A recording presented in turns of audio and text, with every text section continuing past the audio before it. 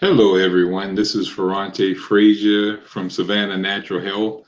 We're talking about health today, like we talk about every Tuesday at 6 o'clock. We coming to you live with great information that we have for you lined up. We're talking about how to get a cocaine high naturally, how to get away from, cooking ourselves to death, and also about how we've been irritating ourselves with embalming spices and different things of that nature that we have now made for ourselves that's sitting right in our cabinet. We got what Egyptians used to use for to embalm their dead right in our cabinet. All right, so we're going to talk about that in just a little bit as well. We want to thank all our listeners and all our viewers for tuning in to this show of Natural is F. We're here every Tuesday at 6 p.m. We want you to go right now and hit like and hit share at the ATR platform.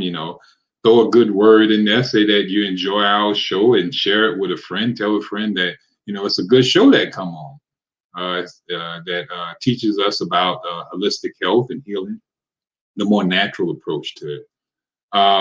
So let's start off a little bit talking about this so-called this thing that I'm telling you about, this cocaine high. I know a lot of people may have used cocaine or know somebody who's using cocaine, but this cocaine itself is no different than well, it got a little difference, but it's pretty much the same as Ritalin, and how it affects the brain. Cocaine releases a lot of dopamine in the brain. All right, so cocaine usage releases a lot of dopamine. Now, a lot of us don't realize what dopamine is. According to biology and chemistry, dopamine is the chemical activated in the brain. It is like you'll say a love, like a drug. This cocaine is a drug that creates a large amount of dopamine being released in the brain now in areas such as the deep limbic system, and that helps us with causes us to become addicted. That's why we become addicted to cocaine because it releases a huge amounts of dopamine. Dopamine is like a pleasure hormone in our pleasure centers, which is the deep limbic system. So we get pleasure anytime, like we do something great. We get this rush of a feel good. That's dopamine being released. But cocaine unnaturally allows you to get dopamine released in your body at a huge amount of rate. But the thing about it, cocaine don't last long in your system. It goes in, releases a lot of dopamine, and then it moves on. So it's not sustainable, but it dumps a lot, and it causes the user to want to use it again real quick, keep wanting to use it. So it creates that addiction and the constant use because it's short lived. Now, naturally, we can get this dopamine release because we get it released anyhow. A lot of people you may have seen that you can tell that a person is on a natural high. I know we've heard that statement before, a natural high. So there's a way to get a high that's better than cocaine, and it's sustainable. And not only is it sustainable, it doesn't do damage to the organs that it come in contact with. So cocaine, when it goes into the system, it destroys and inflames the areas, the pleasure centers in the brain, causing it to produce large amounts of dopamine. And so it does damage, it overworks it. So the natural way to do this is something that is familiar to everybody, don't cost anything. Matter of fact, you can get it freely, over the counter, under the counter, around the counter, on top of the counter. It's freely supplied to everyone in measure as however much they want to accumulate and put out. But we've seen individuals who look like they're on a natural high from simply falling in love. All right. So What is better than cocaine in releasing dopamine? True love. Now, a lot of us don't know what true love feel like because we haven't had that, wide-eyed, love. People on that cocaine, they eyes be wide open, and when they're in love, wide open for the individual that they are in love with. Some people you can see that be on that real high from being on cocaine. I want to share a study with you by this lady named, she was a psychiatrist by the name of Nora Vocal. She was a director of the National Institute of Drug Abuse. She performed studies in which she tagged cocaine with a radioactive isotope to see where it worked in the brain. So she tagged cocaine in a user with an isotope to find out where it is that cocaine is where it work at on in the brain. When it goes into the brain, what does it affect, right? So it lit up the BG, which is the basal ganglia. Now the basal ganglia integrate feeling and movement, and also involved with our drive and our pleasure. It would makes you want to do things. You know how they say cocaine addicts or crack addicts, they tend to have a drive to go get some more crack, so they tend to be doing more stuff around here. People use cocaine to, boost their drive and different things of that nature. So it's giving people a boost. I know it sounds like I'm advocating cocaine. I'm just showing you that if you can substitute this cocaine with love, you will notice that it will give you the same drive and the same pleasure in your work, in your play, as if you were using cocaine. But a lot of us lack love.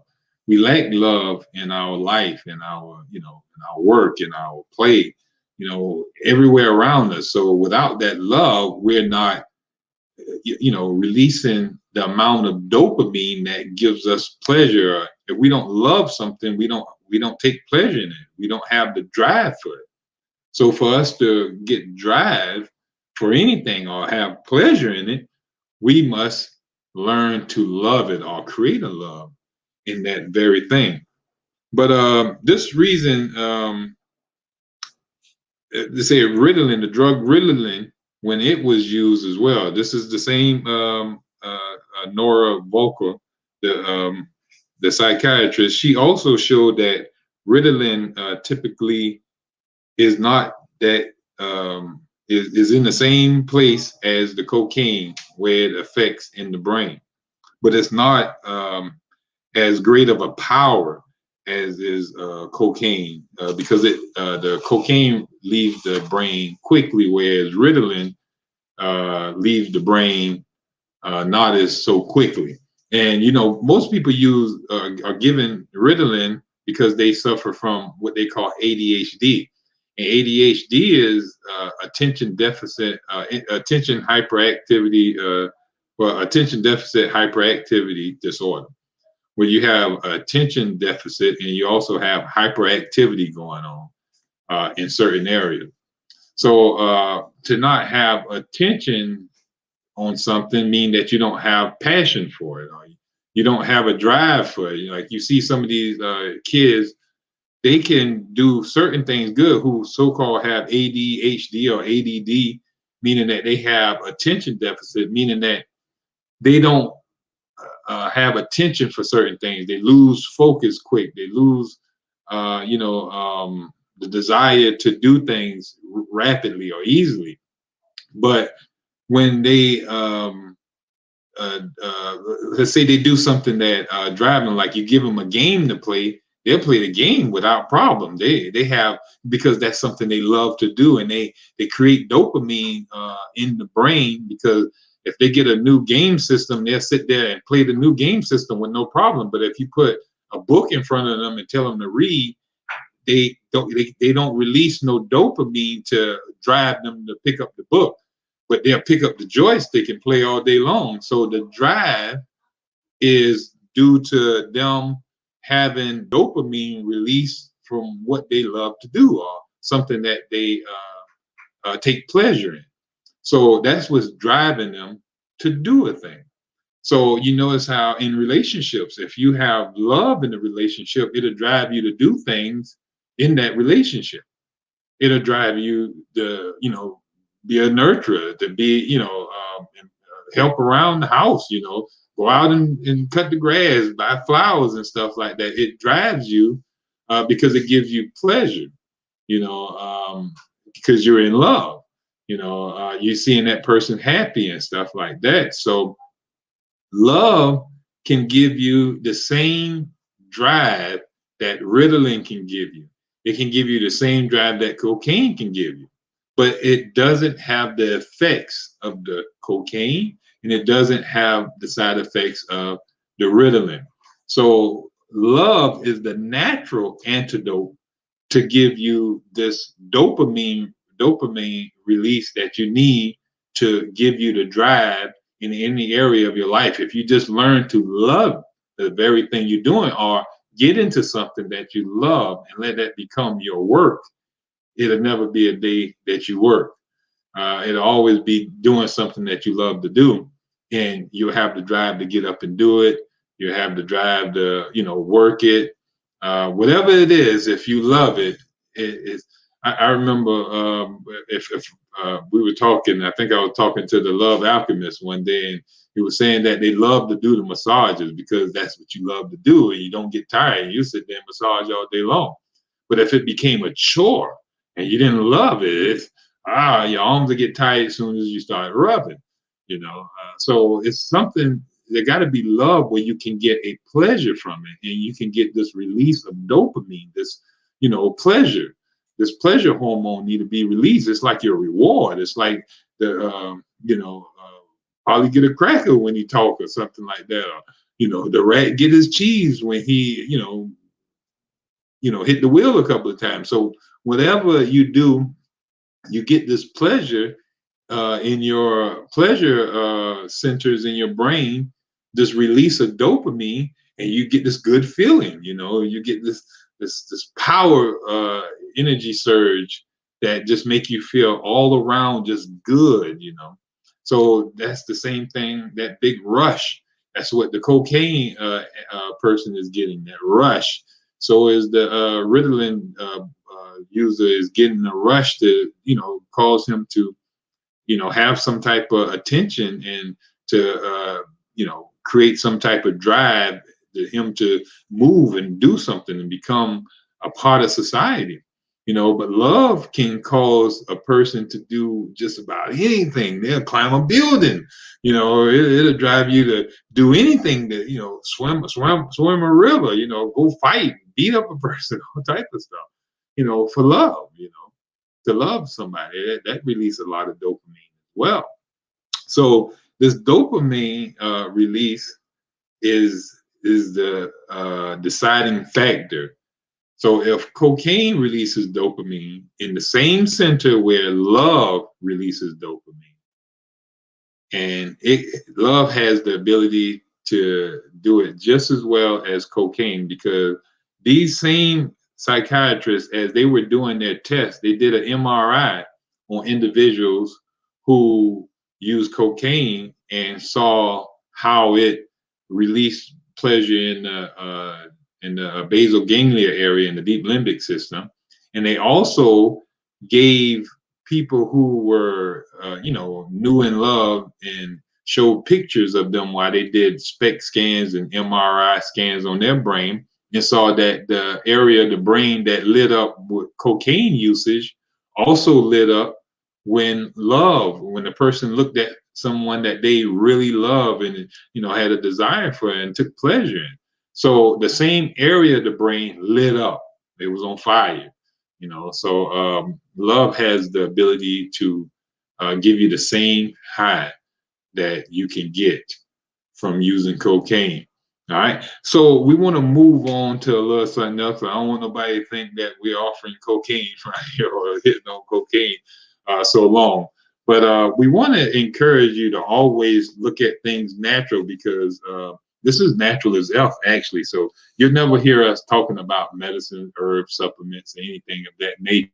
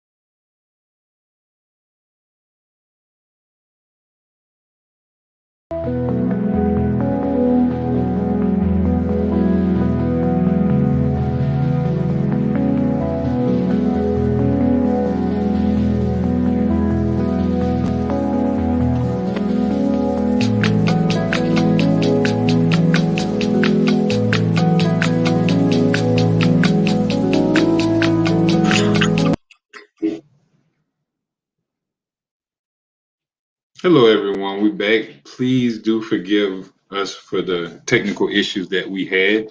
Uh, but we're going to tap right in this because we know we lost a lot of valuable time. But I thank everyone who stayed tuned to get the rest of the information that we have. Just take it that as a long advertisement or a long commercial um, at the movies. You know how they start the movies off and have all that trying to get you to go and get some Coca-Cola. They pour it and have you riding on the little thing and have you getting the popcorn popping all over the place and stuff like that. Just imagine it being one of them long things like that. But let's talk about the cooking, the popping of the popcorn and different things of that nature.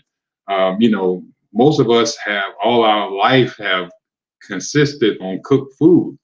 And we say cooked food is from the devil. That's our topic, our second topic for the day. Our first topic was better than cocaine, but now today, now is going to be about the effects of cooking. Cooking is from the devil. Now you got to think about it. In heaven, there's no fire, nobody putting fire, on. But down there in hell, that's all they're doing is barbecuing down there. It's none but fire. It's like a big oven. Even you cooking down. But that's a joke. But anyhow, yeah, the devil created fire, so we're destroying and killing our food when we put fire to it, and that's what you're going to learn in the next couple of minutes that we're going to be talking about the effects of cooking. Matter of fact, the first thing that we have to look at when most of us we don't eat meat raw, we eat meat cooked, and this meat have to be cooked in high heats and different things of that nature. So when you put fire to proteins, you deaminize the proteins, meaning that the amino acids they become different structures. You destroy the structure of the amino acids, and now your body uses protein to break down into amino acids to create more protein. In other like flesh protein. So you take the protein of an animal and you digest it into amino acids, a smaller substance, and then your body uses those smaller substance and put together and create human protein. All right. So this is done only when the amino acids are of the right character. But when you put fire to them, you make them unusable, in other words. So we've been eating and cooking our foods in many different ways. We fry it, we boil it, we bake it, we barbecue it. We do all this different types of cooking to our food that destroy the food.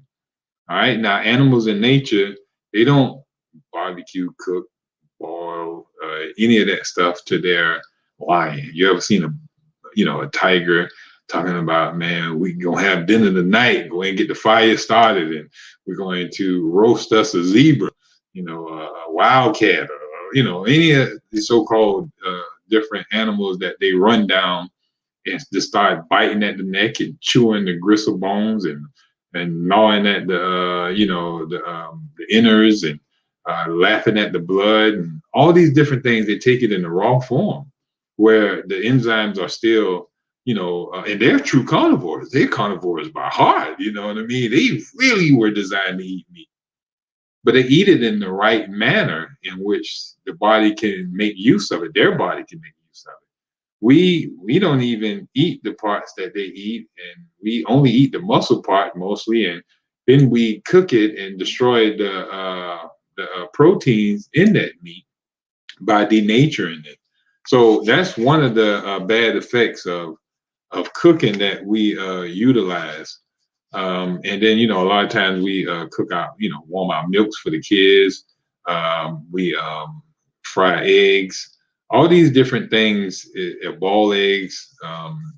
All those things tend to deaminize the proteins in those foods because those high protein foods.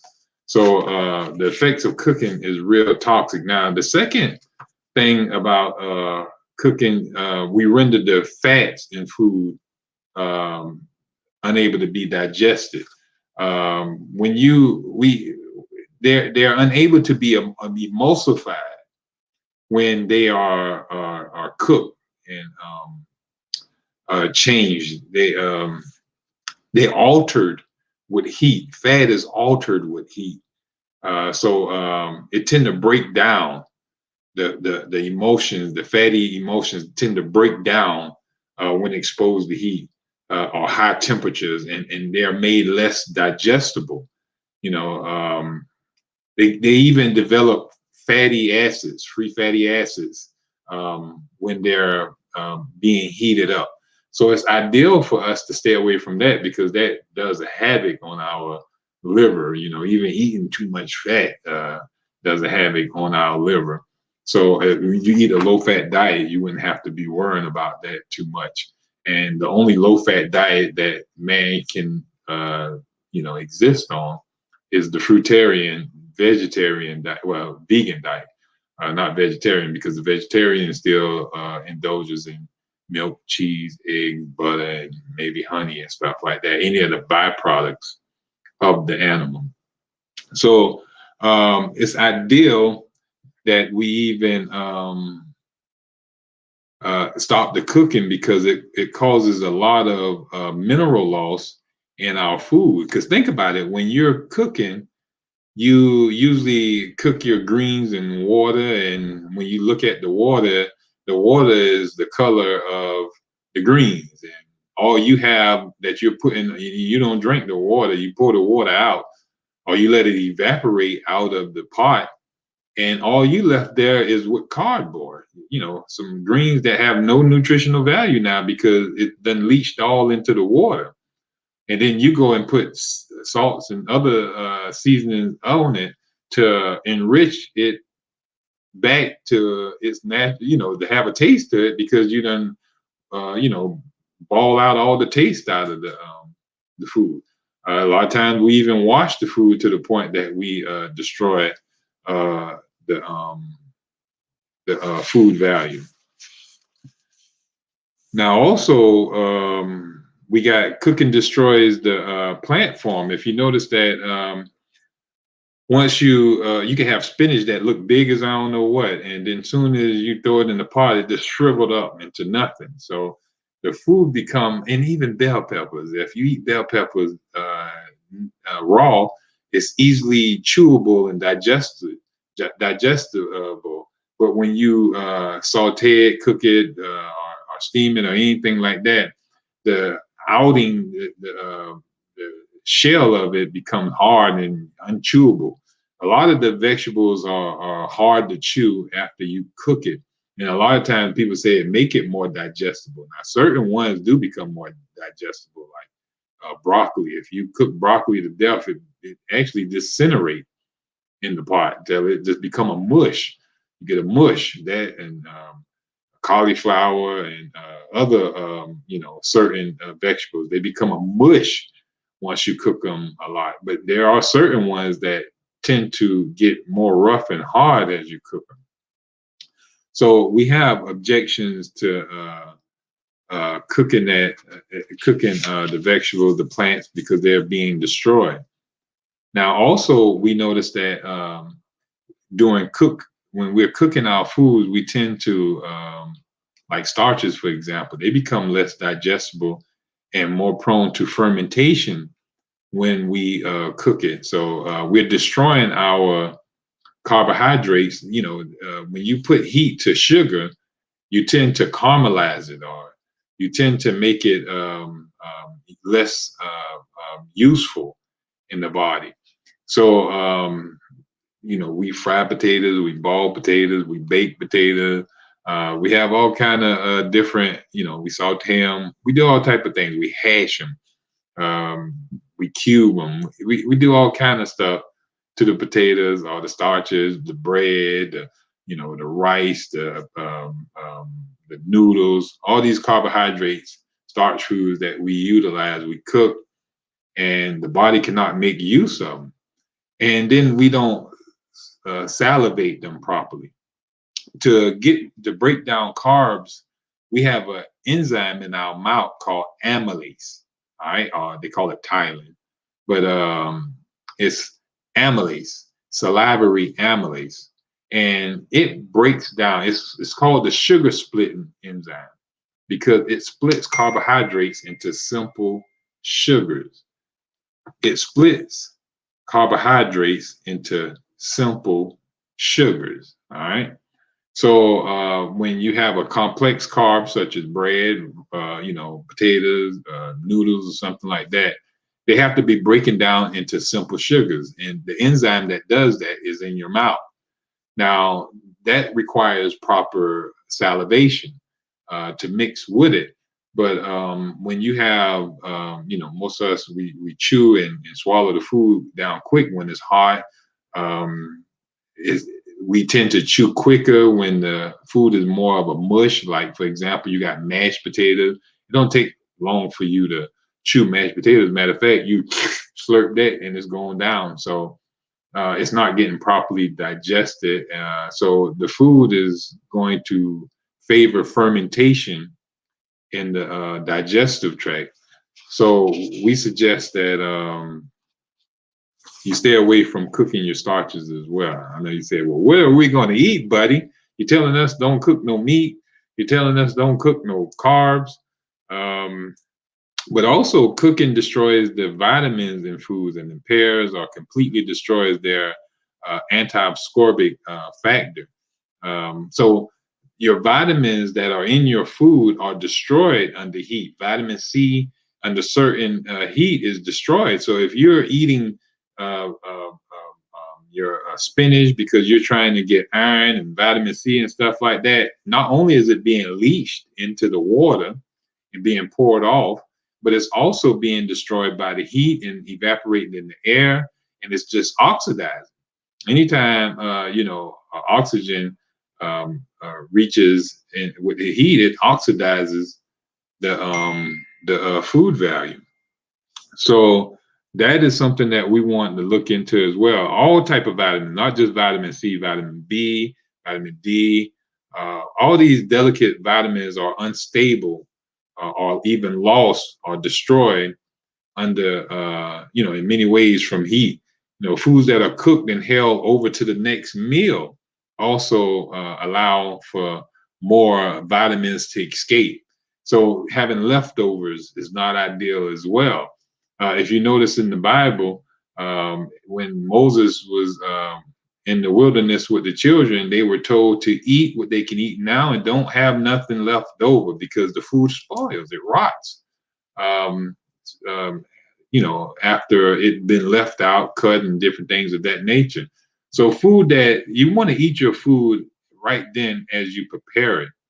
The more you cook the food, the more you the heat, the higher the temperature that you cook the food in, and the longer you let the food sit out, the food destroys. If you notice food if you go to a buffet, when they put the food out, when they bring the food out, it's like fresh and it's whole. But after it sit on the bar for a long period of time, it look wilted, it look dried up and different stuff like that. It just don't look healthy anymore.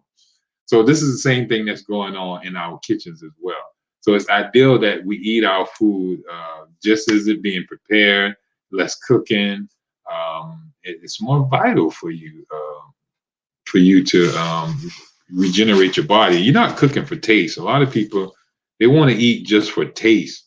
We're not cooking for taste. We're eating to nourish our bodies. That's the main reason. But cooking drives off part of the food into the air as gases. So that's what you see that smell. You're talking about, oh, I can smell the food all through the house. You know what I'm saying? That aroma is all the vitamins and minerals that's escaping out of the food. So you that's another issue, that we want to stay away from. It's nothing but the devil. It's nothing but the devil. All right. So cooking changes the flavor and odor of foods and renders, them less palatable. They're no longer tasty as they would be in their natural state. It alters the color of the food. You can cook some bell peppers, the red bell peppers, and then they look orange when you get finished. You have some bright green, broccoli, and then next thing you know, you got some mush that look pastel color.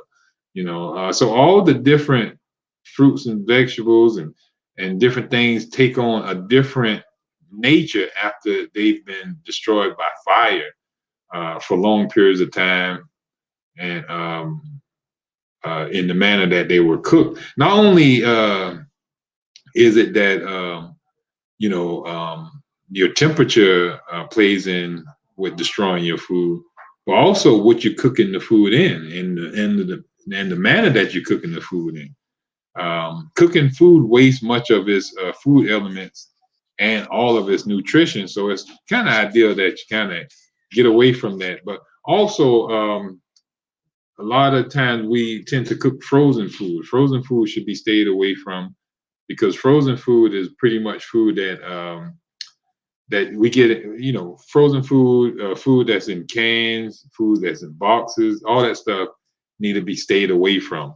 Those foods have been, like in cans, been cooked already, and been sitting in a can for since it's left the manufacturing plant. That could have been, the warehouse could have been for a couple of months to years. Some of that stuff sits on the shelf, have an expiration date 3 years after it been on the assembly line, and it's been sitting in this can for God knows how long, just breaking down. Also leaching out a lot of the elements of the can, the metals and stuff, into the food as well. And also, you also got this frozen food that is free, fresh frozen. It destroys the cellular value of the food. If you notice that if you freeze watermelon and then throw it out, the watermelon is of no good, of no value. So is the banana. So is a bunch of other fruits and vegetables that once frozen, they lose their value. They lose their structure, their sustenance. Their taste is all off, And then you have that freezer taste that is not ideal as well. So frozen foods is objectionable in our concept of eating fresh, wholesome foods as well.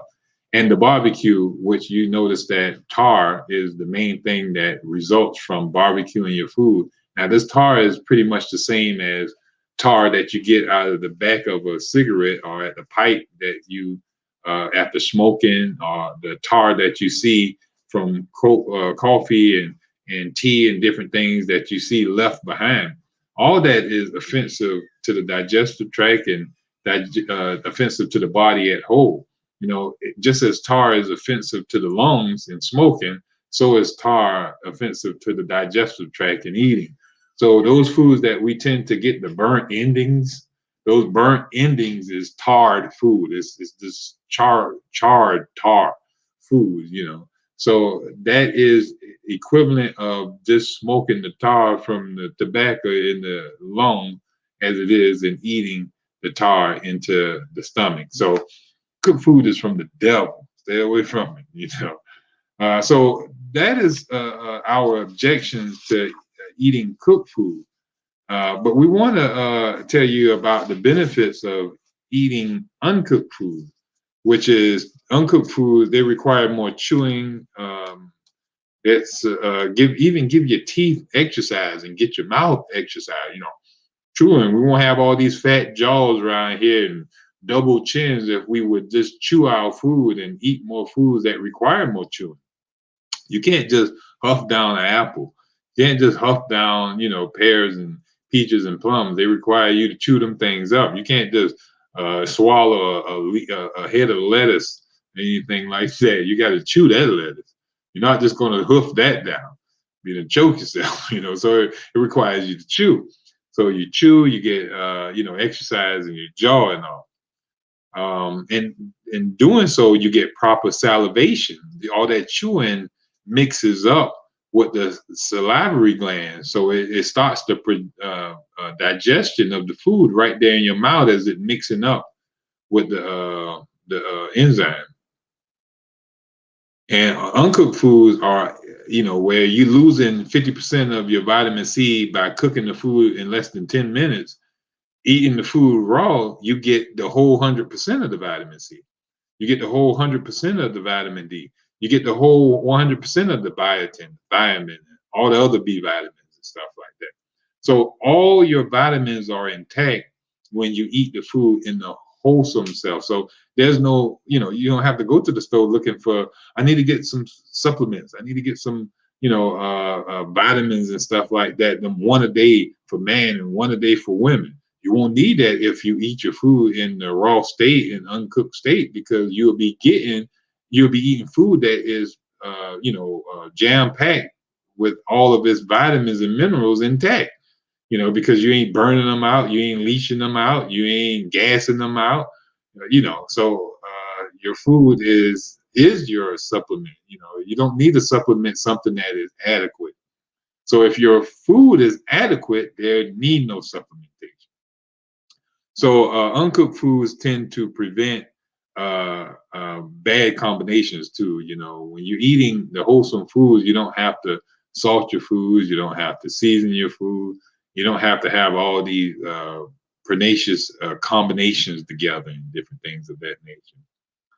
You tend to want to eat monomeals. When you're sitting there eating grapes, you don't go reaching for a whole bunch of other stuff. Either you sit there and just eat grapes. If you're eating watermelon, you cut up a watermelon, you're usually just going to eat the watermelon. You don't combine it with a whole bunch of other different things. You're not sitting there eating a piece of chicken and a watermelon together.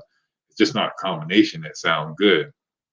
We got a question that says, so how would one eat any kind of starch without cooking, such as rice, pasta, potato, or you suggesting only fruits and vegetables?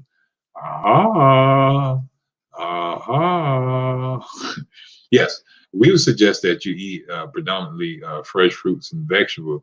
But there is, potatoes eaten raw is okay. I know a lot of people who does do that. It just, once you clean your palate and start eating fresh, wholesome foods, you'll have a taste for those, foods in the raw form. It's just that you've been eating cooked food so long that you're addicted to the cooking effect and the seasonings and different things that come along with it. Because the average person don't like the food until it's cooked and seasoned. If they was to eat that food in the raw state, they tend to don't even like it, like steak and different things of that nature. So if the food is not palatable in its raw state, it's not an ideal food for the diet.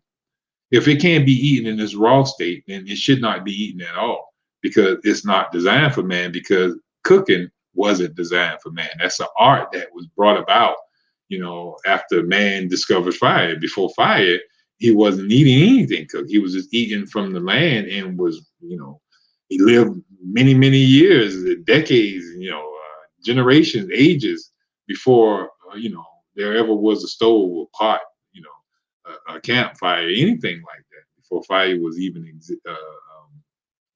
ever existed. So I would suggest, for optimum health, remember we here natural is health. For optimum health is to eat, raw, fresh fruits and vegetables in their natural state. Even get the vegetables that are tender, and young.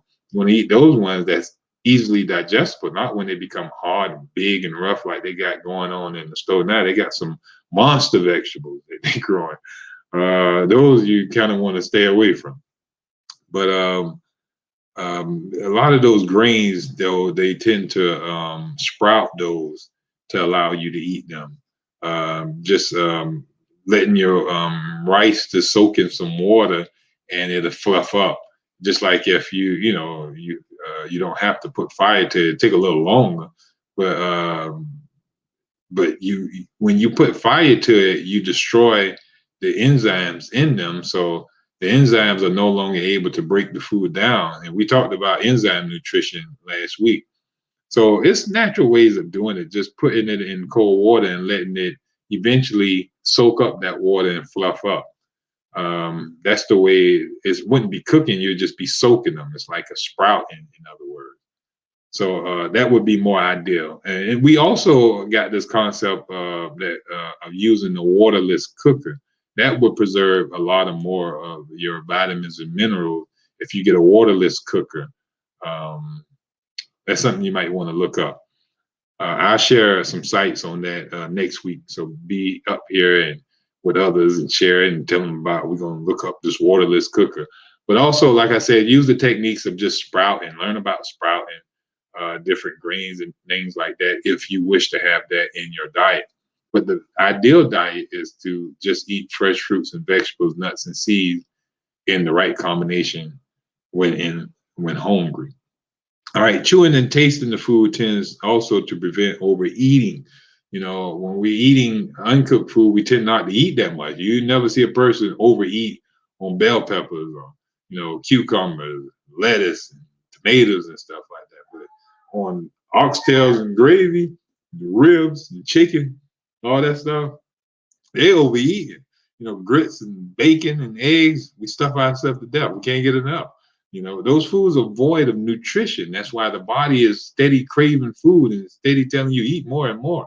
And then the condiments that we have along with them destroy our body as well. If you notice that our condiments that we use are condiments that used to be a part of embalming in Egypt. All right, Egypt used to use salt to embalm their dead. You used to use these different spices and different things to, put along the dead to stop them from smelling, to preserve them. They were preservatives and additives. And when they left from preserving the dead, they started preserving their meat with that. So the salts and stuff were preservatives to keep meat, before they came up with the refrigerators and freezers and different things of that nature.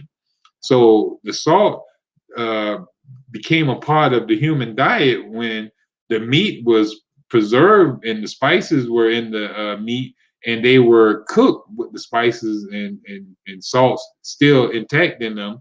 And then man started eating it with that seasoning. But before then, it was just eating just the flesh without the salts and spices. Only until we started preserving our meat with the salts and because that was the preservative. Salt is a dehydrant. It will pull water out of anything. They still use this technique to this day in curing bacon and stuff like that, and curing ham and different other meats. They would just salt them like fish and different things to cure them, to pull the water out of it. But if it's doing that to the meats that we're eating, what do you think the salt doing to us when it goes in our body? It's dehydrating us and pulling all the water out of our body, and our body is 70 to 80% water.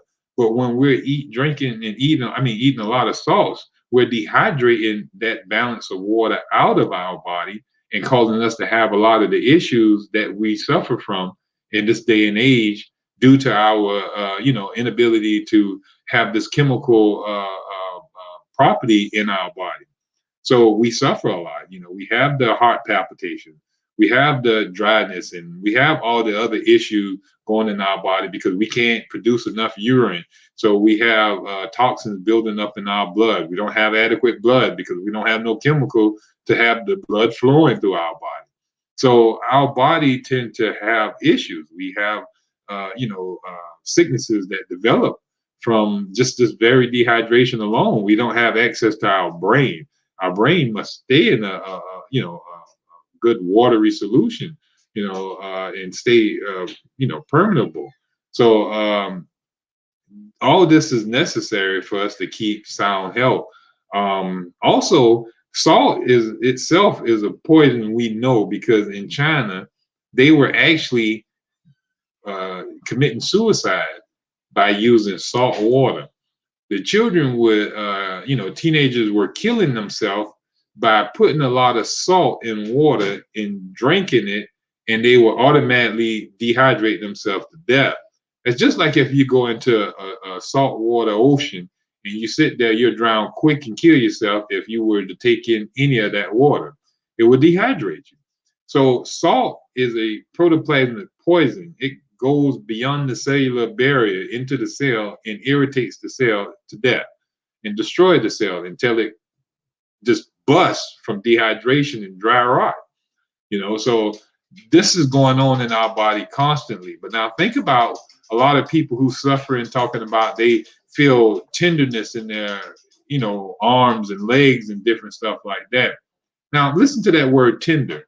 Now, every Thanksgiving, we have a big turkey sitting on the, mama pull out a big turkey and she gets salt water and she injects salt water into that turkey. Now, salt water is considered to be brine. Now, that brine tenderizes, break down the proteins in that raw piece of meat. You inject that salt water in there, and it just start tearing down the fibers and breaking down that meat, that it becomes just a fall off the bone when you cook it. So imagine us when we're injecting our body with huge amounts of salt, and we're drinking water, that have all that water, that fluid build up in certain areas. We're talking about, so tender there, because we're brining ourselves. We're tenderizing ourselves up for the slaughter. All right, so it's ideal that we stay away from these condiments, and we love to relish our condiments. We catsup, we relish, pickle relish, we vinegar, and vinegar is straight up acetic acid poisoning that destroy the liver. It destroys the liver quicker than alcohol will, and cause cirrhosis of the liver. Even the peppers will cause cirrhosis of the liver. So a lot of us are suffering from liver issues, and we never drunk, and we wondering what's going on here. I've never drunk. What I'm doing with cirrhosis of the liver? Yeah, but you pepper everything. You got black pepper to death on everything, and using this cayenne pepper, and this wondering why you're suffering from digestive issues, burning in the digestive tract, ulcers, and different things of that nature. The doctor is now telling you this stuff because it's become apparent. So we have to pay attention to the things that are causing us issues. And if older people are saying, well, I can't eat that stuff no more because it hurt my stomach. I used to do it a lot, but I can't do it no more. And they're telling you I can't eat the way I used to eat. The doctor telling me not to eat so much. This is stuff we should have been doing when we were younger. And we should be teaching our youth not to overindulge, that they become just like us. So we should see that eating proper is more ideal for creating health, and eating toxic actually destroys health. I did a little quick wrap up on this because we lost a lot of valuable time during our little commercial break, our little cinema break. But we want to thank you for staying tagged in with us and allowed us to come back up here and run through this beautiful information about how to properly take in, your food, where it can nourish your body. We want to thank y'all from Savannah Natural Health and Natural is F. This is your holistic practitioner, Ferrante Frazier, out of Savannah, Georgia. Our number is 912-227-9335. Let us help guide you to a pristine way of health using the modality called natural hygiene. Thank you so much, and we look forward to seeing you next week, 6 p.m. here live. Thank you, and best of health and happiness. Get ready for the next show, Alicia Blakely.